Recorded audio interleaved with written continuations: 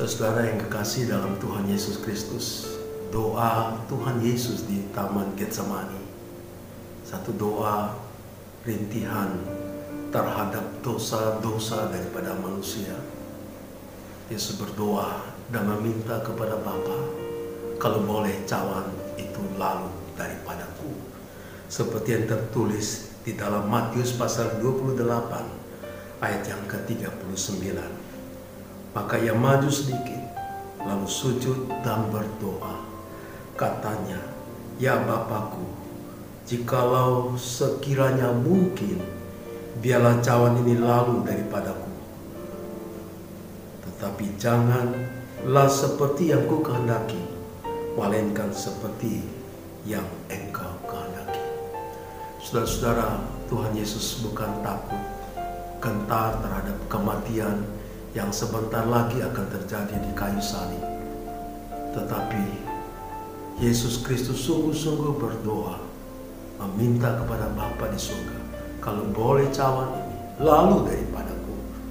Tapi bukan kehendak Tuhan Yesus, tetapi kehendak Bapa di surga. Kali dia datang lagi untuk kali kedua berdoa, lalu dia pergi untuk kedua kalinya dan berdoa. Katanya, ya Bapakku, jikalau cawan ini tidak mungkin lalu, kecuali apabila aku meminumnya, jadilah kehendakmu.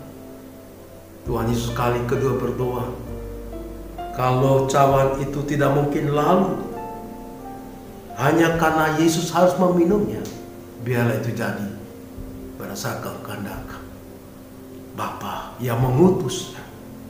Saudara-saudaraku, ini berbicara tentang situasi di mana Tuhan Yesus akan memikul semua dosa-dosa manusia, dan juga cawan murka Allah, di mana cawan murka Allah akan ditumpahkan kepada semua manusia yang berdosa. Karena manusia berdosa dan konsekuensinya manusia harus mendapatkan murka Allah. Tetapi Tuhan Yesus Kristus, Dia mau menerima murka cawan Allah itu, supaya manusia tidak mendapatkan murka Allah itu. Maka itu semua murka Allah akan dicampakkan kepada Tuhan Yesus, karena Dia memikul semua dosa-dosa manusia. Itulah yang didoakan oleh Tuhan Yesus, sehingga malaikat Tuhan datang dan memberi kekuatan kepadanya. Saudara-saudaraku, keterpisahan antara Tuhan Yesus dan Bapa, itulah yang Dia doakan. Itulah yang menjadi satu ketakutan di dalam diri pada waktu Yesus berdoa sebagai seorang manusia. Saudara-saudaraku yang kekasih dalam Tuhan Yesus Kristus, Yesus tidak takut untuk menderita sampai kayu salib. Bahkan pada waktu Dia harus menyerahkan seluruh nyawanya. Ketakutan di sini bukan ketakutan tentang kematian Tuhan Yesus, karena sebelumnya Tuhan Yesus sudah menubuatkan, sudah memberitahukan kepada murid-muridnya bahwa Dia akan disalibkan, Dia akan menderita sengsara, dan akan mati, dan akan bangkit pada hari ketiga. Dia sudah siap untuk mati dan menyerahkan seluruh hidupnya, seluruh nyawanya. Jadi doa ini bukan berarti Yesus ingin menghindari daripada kematian secara jasmani, secara manusiawi pada waktu Dia menjadi manusia, tapi keterpisahannya dengan Bapa. Itu yang didoakan oleh Tuhan di dalam Taman Getsemani. Kalau boleh cawan itu lalu daripadaku, tapi bukan kehendakku, melainkan karena Bapa di surga. Dan datang lagi kali kedua dan berdoa, kalau itu Dia harus minum, Yesus harus minum dan menerima semua murka Allah, cawan murka Allah ditimpahkan kepada Tuhan Yesus.